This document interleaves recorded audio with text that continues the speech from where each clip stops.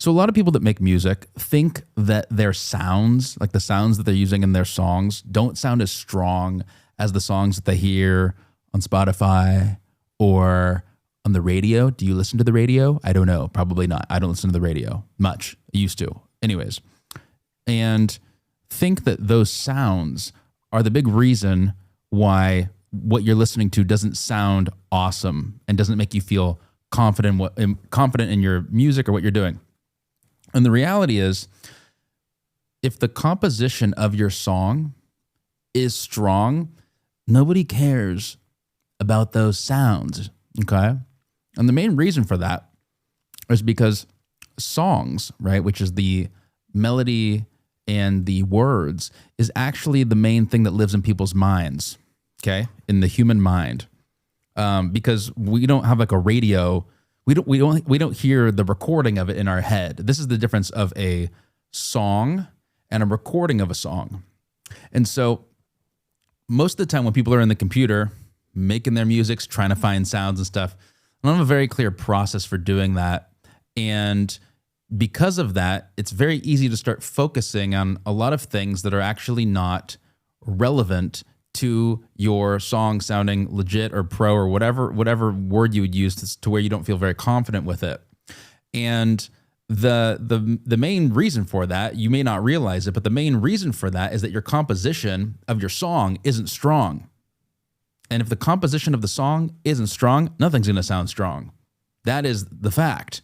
It doesn't matter what sounds you use or what you think you know how to do, because anybody can write a song if you simply know what a song is. I think most people don't even realize what a song is. I would hope that you would appreciate what a song actually is, opposed to the final thing that you listen to, which is a recording of a song. And so the main thing that makes a song connect more deeply is actually not very complicated. It is actually just following what, the songs that most human beings love around the earth, following what they do. And those things are things that you can do in your music if you decide to. And so I would encourage you to focus and you train your ear to notice what is happening in the music around you, because there's music always playing. Like if you walk out and you go to Starbucks or whatever it is, there's always music playing. So you can always be learning and listening and training your ear to notice what is happening in the music that is surrounding you through your entire life. Everyone has the same ears. We have the same ability to listen to something. It's just a matter of how we interpret it. And so when it comes to making music, it really comes down to becoming somebody that listens to music in a different way, and then being able to inject those things into your musics, and so that your musics sound awesome the way that the music that you love and the way that, the music that millions of people love, how that works. And it's 100% possible. It's not complicated. It's actually quite simple if you tune your ear into doing so. So I would recommend, when you are out in the world and you're listening to music comes on, is just to pay a little bit more attention, especially for like people that write songs. Sometimes individuals might be focusing overly on what the words are in the song, or like the drum sound, or all these things that are cool. Those things are all great, but none of those things will ever resonate if the composition isn't strong.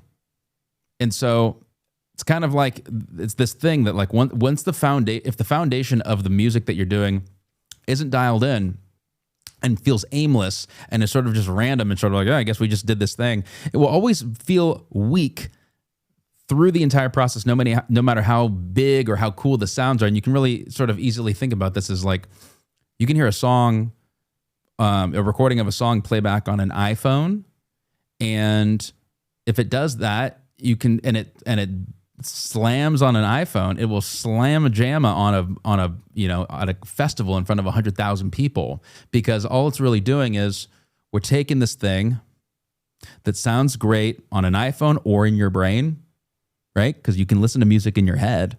We're just taking that and we're just expanding it to more brains listening to it all at once. And that's the beautiful thing with songs, is they time travel. Like a recording of a song doesn't time travel in the same way that a song can, because people were singing songs thousands of years ago before music was ever recorded.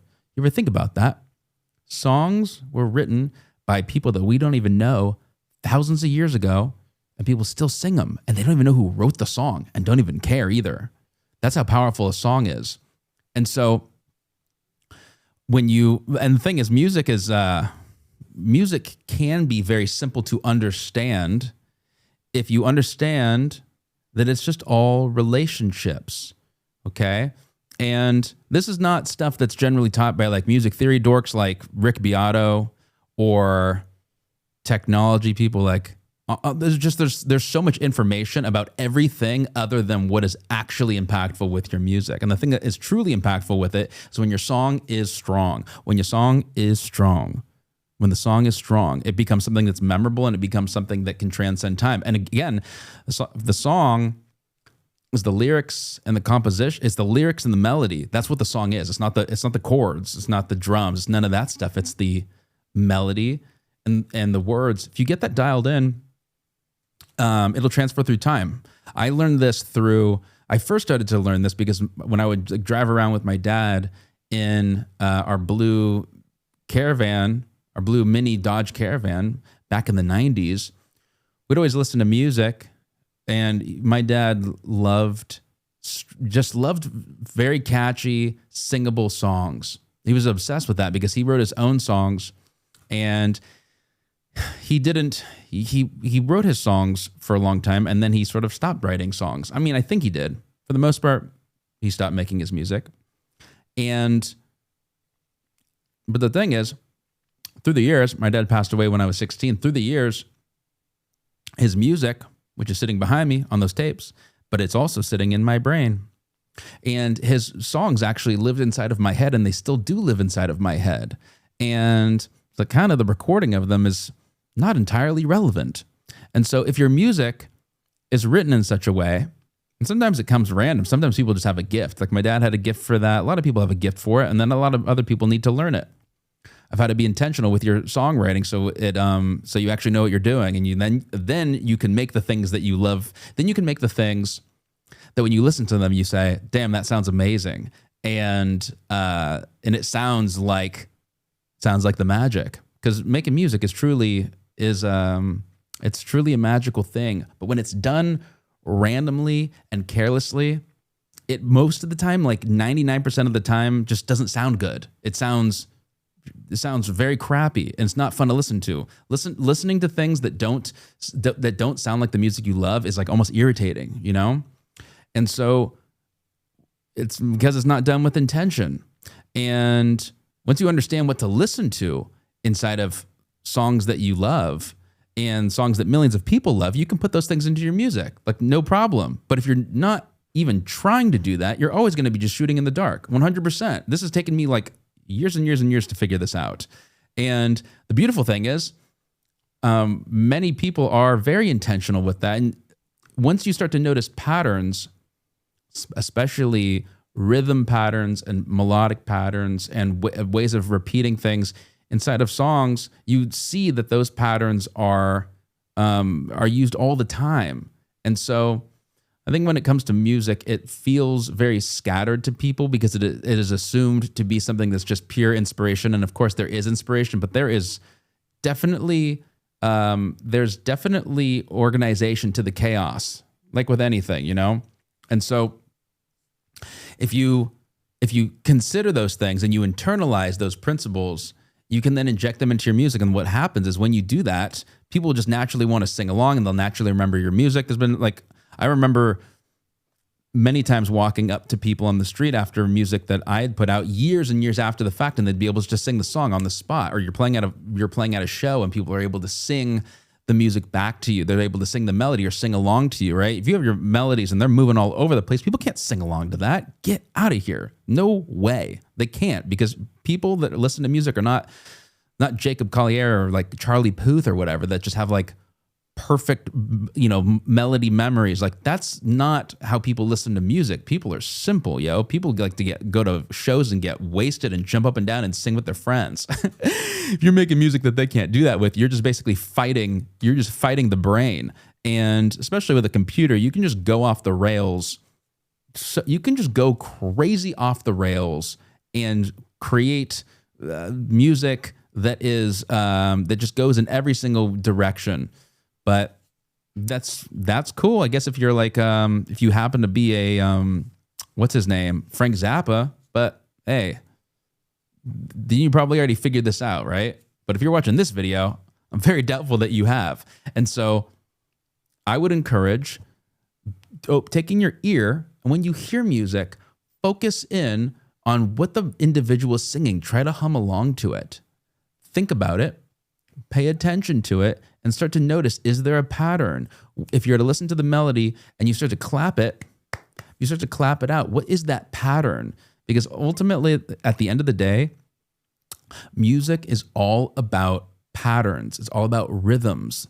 Okay? First and foremost, like rhythm, like your heartbeat, that's the initial rhythm. If you can pay attention to that, well, I'd say that's just good for you in general, just to be aware that you have a constant beating pattern that's always going on. It's always been happening within you. Okay, it's the most steady one. It's a quarter note,